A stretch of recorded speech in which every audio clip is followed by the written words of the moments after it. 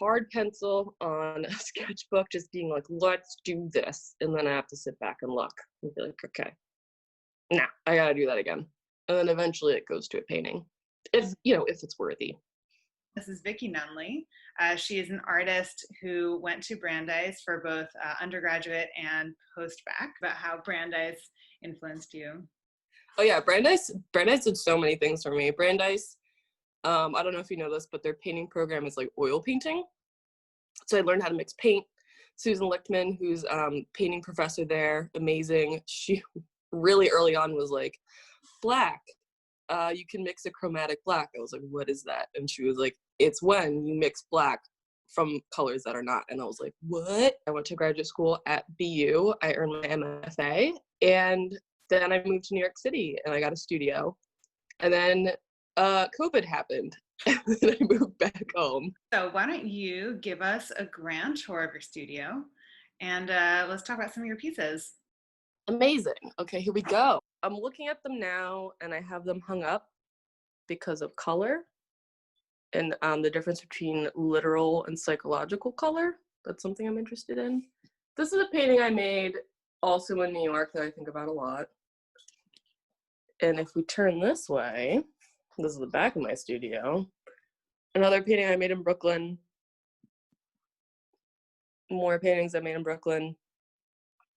One of the things that I really do enjoy about your pieces is like you manage to make a color palette fresh every time. Like the piece behind you, the one with the woman cutting her hair. How did you think, I'm going to make her skin really, really pink? I had to fight. Well, split complement palette, right? Or like a complement palette. Mm-hmm. So like green and red. I really had to fight because your instinct is to be like, that's not a skin color. Like it's not, and it won't. And I was like, no, I'm gonna do it. I'm just gonna make her pink and I'm gonna see what it looks like. And that's also why I like working in acrylic, by the way, is you can make ridiculous color choices. And if it doesn't work, you can just paint right over it. And that hair is a chromatic black.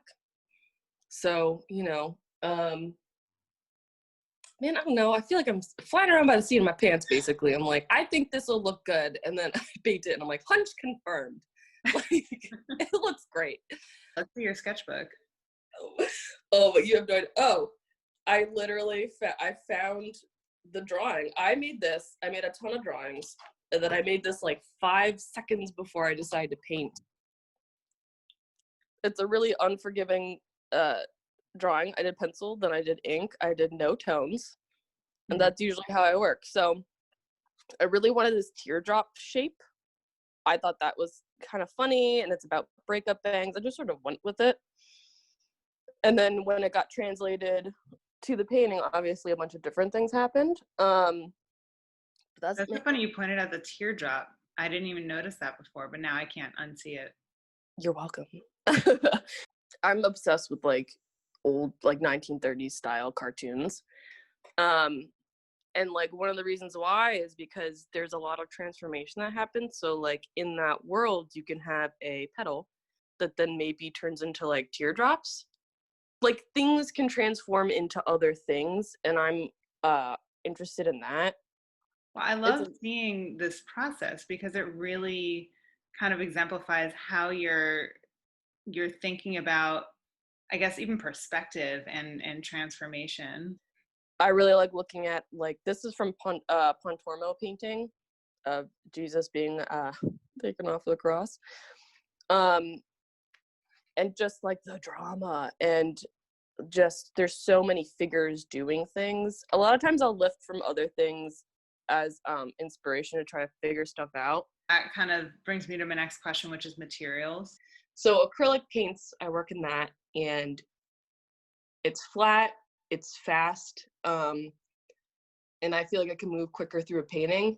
This is a wet palette, and what it is there's like a sponge under there and paper that you soak, and then you just mix your whole palette on top of it, and it's like a big Tupperware, and it keeps your paint wet so it doesn't dry out. The worst thing about acrylic is that, the best and worst thing about acrylic is that it dries fast.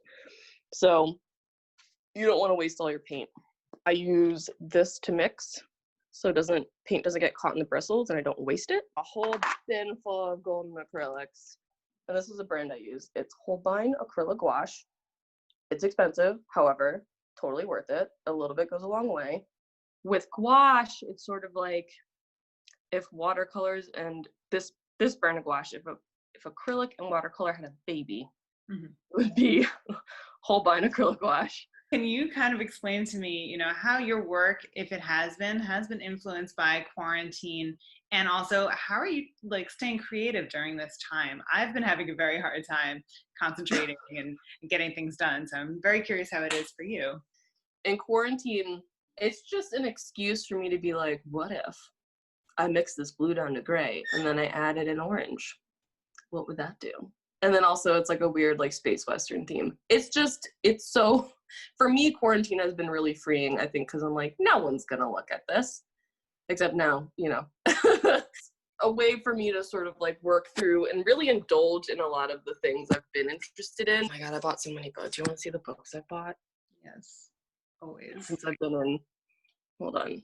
Yeah, so I bought The Art of Cuphead. It's a game, but it's in the 1930s theme. It's like what has the most amazing art. Amazing. Vintage Modern, which is just products that have like a vintage twist, but it's in modern times. This was from the Met Museum when they did the Delacroix like drawing show, which was incredible. He did all these like etchings of Faust. And then Tech on Concrete, which is, I can't find the movie anywhere, which is a bummer, but this is the manga it's based on, and it's just delicious. And so I've been just looking and looking and looking and being like, I like that. And then it sort of pops up in what I'm making and indulging in making. And then eventually I feel like it'll cycle into, when it's time to make a big painting, I feel like I'll know, in my heart of hearts, I'll know. If you had one piece of advice to give artists in anything, what would it be? Do not be afraid to make bad work. You gotta do it. You have to make terrible work.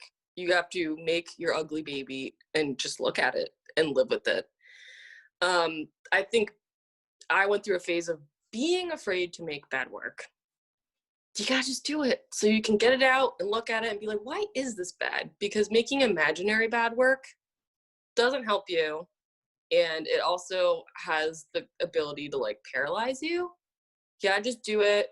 Just the stronger you get and the braver you get, the better your work will be. So that's my advice.